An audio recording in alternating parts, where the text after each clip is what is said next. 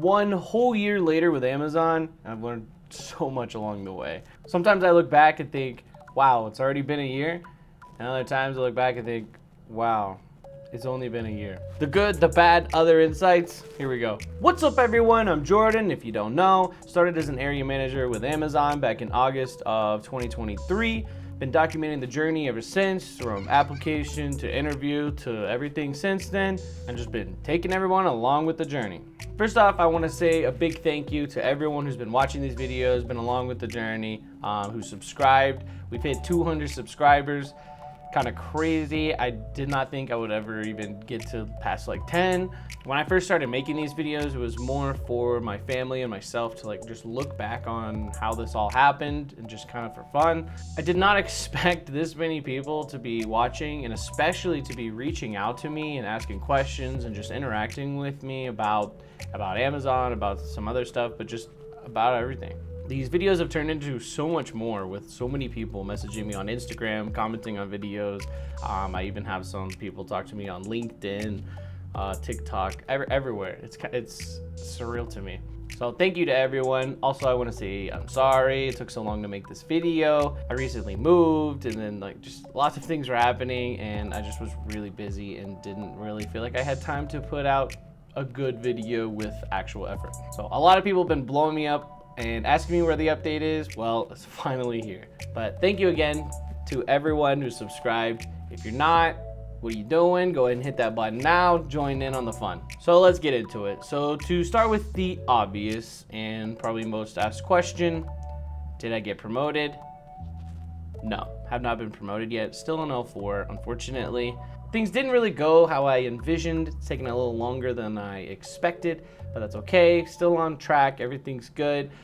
I might have been a little bit ambitious before, but genuinely and realistically, I should be good for when performance reviews come around again in January. I feel really good about actually getting my L5 during that time. I'm very hopeful though, and I've had discussions with my direct manager, and that's where I feel things will be going. So to get into some of the things that I've learned and offer a little bit of advice, if you will, to all you new managers out there. So the first thing I want to say is you are nothing without your associates. They're the ones doing all the work, and they're the ones that ultimately make the building run. Without them, nothing will happen. This seems obvious to say, but genuinely you have to be in that mindset. Otherwise, you'll find yourself drifting from that. I didn't think I would struggle with that, but I did. And so that's why I'm bringing this up now, so you maybe will think about it a second time, because genuinely your success is dependent on their success. So to start off with, you want to earn their trust. That should be like your number one goal as soon as you get to site, start interacting with people and just get to know them. Because ultimately you want them to want to do well for you. Earn trust is one of Amazon's leadership principles, and honestly is probably one of the most important leadership principles for you to really put effort into. Because like I said, this was something I kind of struggled with at the beginning, and I had to work really hard to try and correct it and gain back trust. Once you lose it, it's a little hard to gain it back. So I highly suggest you put in a lot of effort into just starting off with people trusting you. When your team trusts you and likes you and wants to do well, they're more likely to perform well. They'll also trust your decisions and be more likely to want to do what you're asking them to do. And I think it also helps to be transparent. So like if you are making changes, I think it helps to explain why you're making said changes. You don't have to go super into detail, but just a little explanation really goes a long way. And with that being said, inevitably you will have to ask people to do things they don't really want to do. And if they actually like you and trust you and want to help you, they'll be much more likely to just go and do it and not give pushback or get upset about it or anything like that. We all have to do things we don't like to, but it's a lot easier to do something you don't like to for someone that you want to do it for.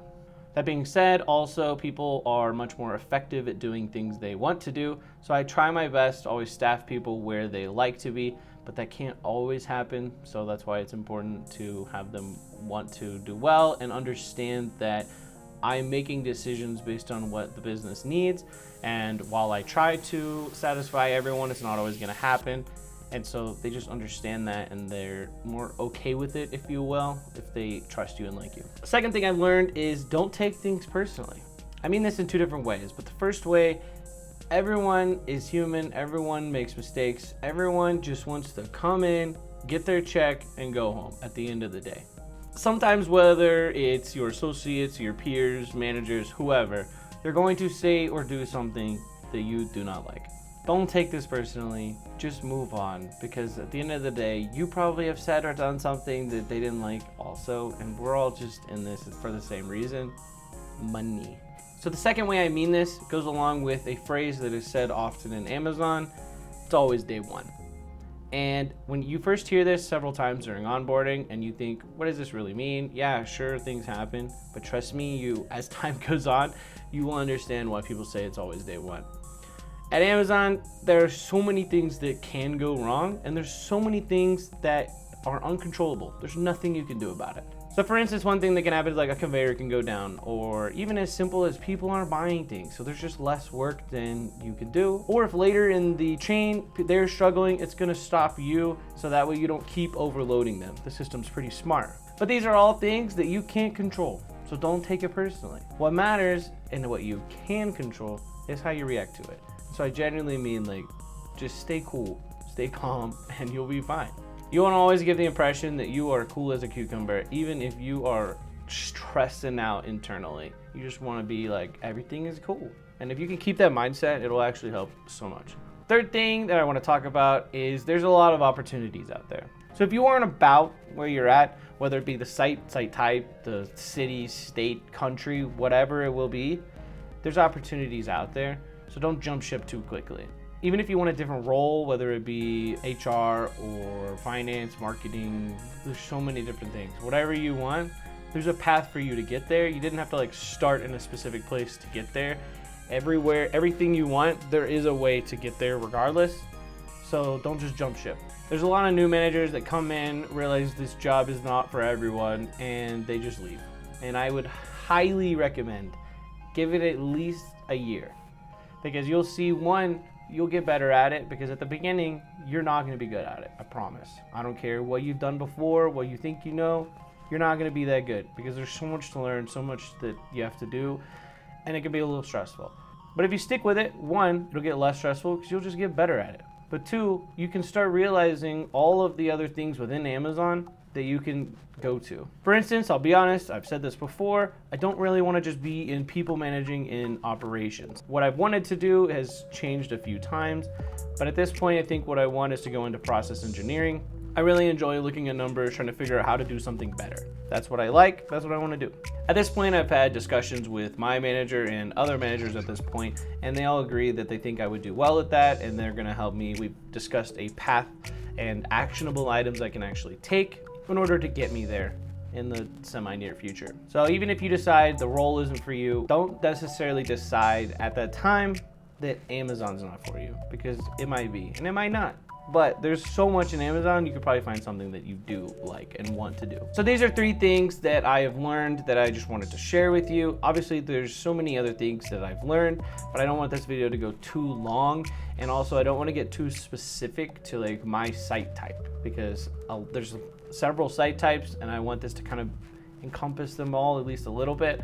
If you have like specific questions about, like, I'm at TNS and I'm in PIC more specifically, if you have questions about that specifically, go ahead and like message me on Slack. If you're already doing it and you're trying to figure out the best way of doing something, just hit me up. I'll answer, I'll help you out, see what I can do. But for these videos, I kind of want it to be a little bit more general. I once again want to thank all 200 of you that have subscribed, everyone that's commented, messaged me, all of that. I genuinely want to thank you, because it's been a cool experience. I get a lot of messages on Instagram, so feel free to join them and ask me a question, or just say hi, whatever. I always respond, and I think it's really cool to just get to know people and just talk. Instagram also offers me to give a little bit more insight into certain things that I'm not necessarily allowed to talk about on like a public platform like this. So if you have any more like juicy questions, I might be able to answer them on Instagram. It's been really weird. There's actually been a couple of managers who have like watched my videos, and some of them even have reached out to me, and then they get hired at my site. It's been a weird experience with these videos, but it's been fun. I was thinking of making a video where I compile some of the like most asked questions that I get, and just making a little like frequently asked questions video. So if you're interested in that, let me know down in the comments what you're thinking.